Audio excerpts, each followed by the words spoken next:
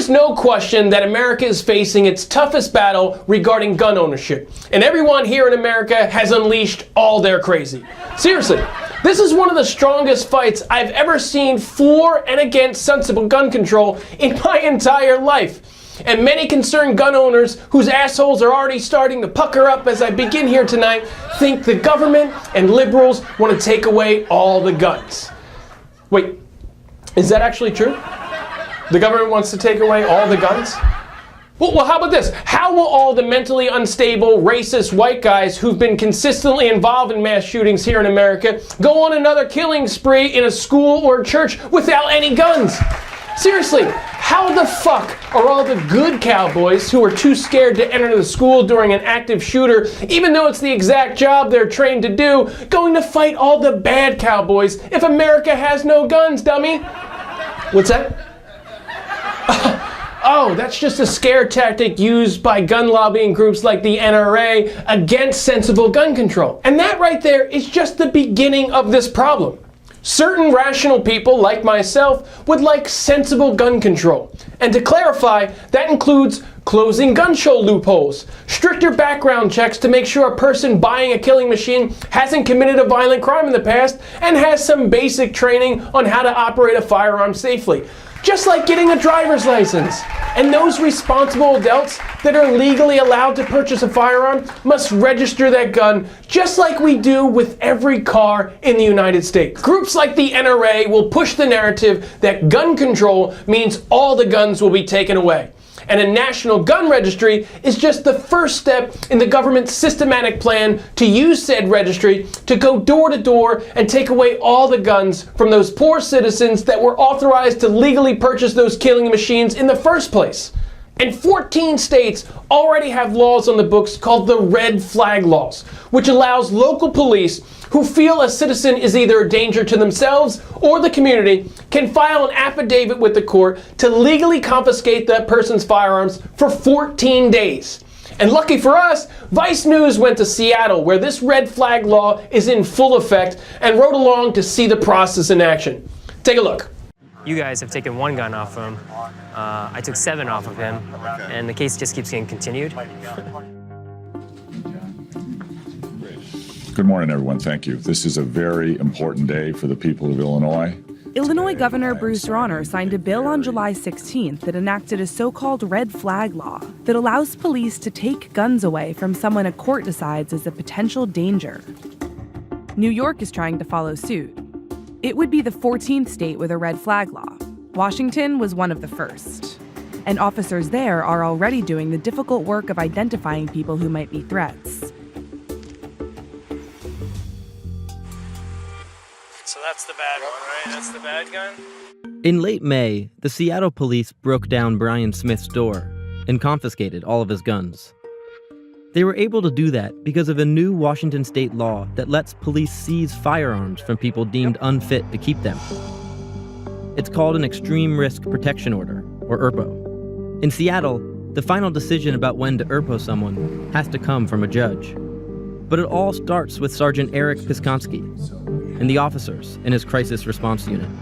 The way the process works is, we fill out that affidavit, we petition the court, we get a temporary order, we go serve that temporary order. Part of that service is, hey, you have a court date in 14 days, right? So that the respondent gets their opportunity to go to court in front of a judge and give their side of it. You're describing a very rational, reasonable process on a subject that really does not have a lot of rational, reasonable discourse these days. I think the process that's in place right now, at least the one that we have here in Washington, so far it's worked out pretty well. Since the law went into effect last year, Seattle police have considered about 5,000 cases for possible gun removal. So far, they've moved forward with 30 of them. If I think of anything else, I'll give you a call. Okay, thanks. Bye. Currently, I have 2 extreme risk protection order cases. One involving a gentleman who inherited a bunch of money and decided to purchase a bunch of firearms. That gentleman is Brian Smith, whose guns were confiscated back in May. His neighbors reported feeling unsafe around him.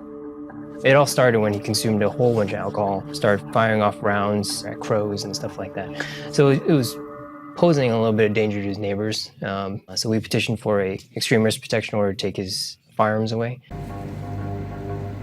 Because Smith didn't show, the ERPO was extended. News Chan had to deliver in a summons.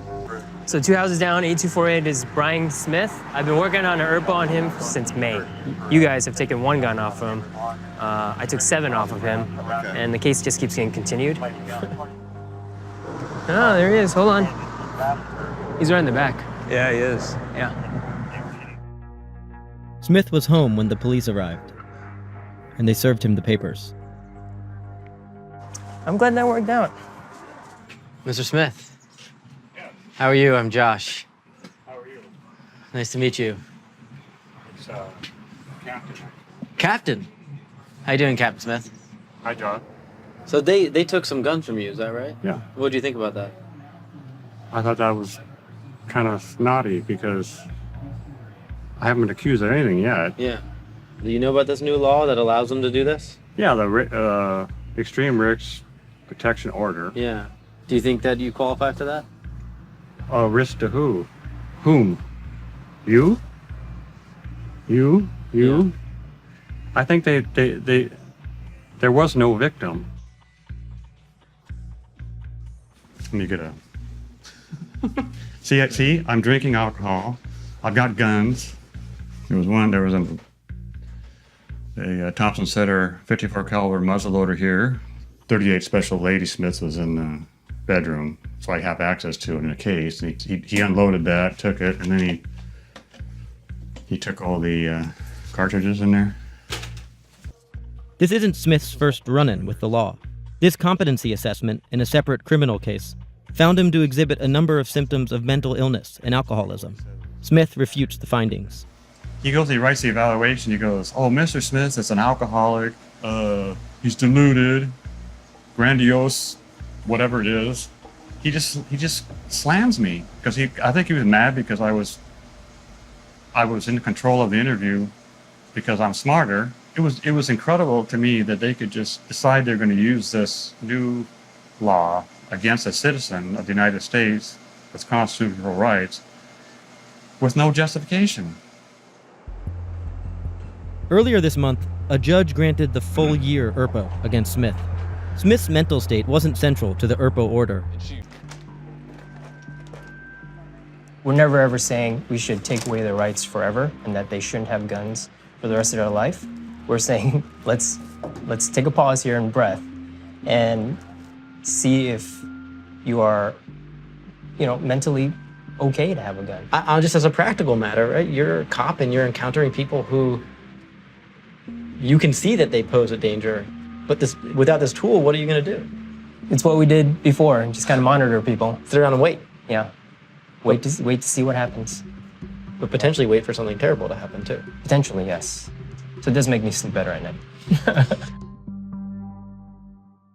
In all honesty, the red flag laws are some of the most rational laws I've ever seen in this country. And I understand that some gun enthusiasts will disagree with the red flag law just by itself. But in this particular case, we would have to agree it's the absolute right call to take away this man's firearms. That's how gun control needs to be dealt with, on a case-by-case basis. We just can't allow all citizens to own firearms. That's insane!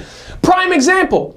The gentleman in this Vice News clip is obviously mentally unfit to own firearms, and he clearly lacks the capacity to respect a gun's life-taking power.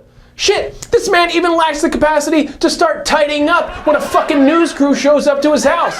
We all have to agree. This is the most rational way to go about gun control. If a community can reach a consensus that a particular individual should not be allowed to legally own firearms, I think that's the most practical and fairest way to handle these situations.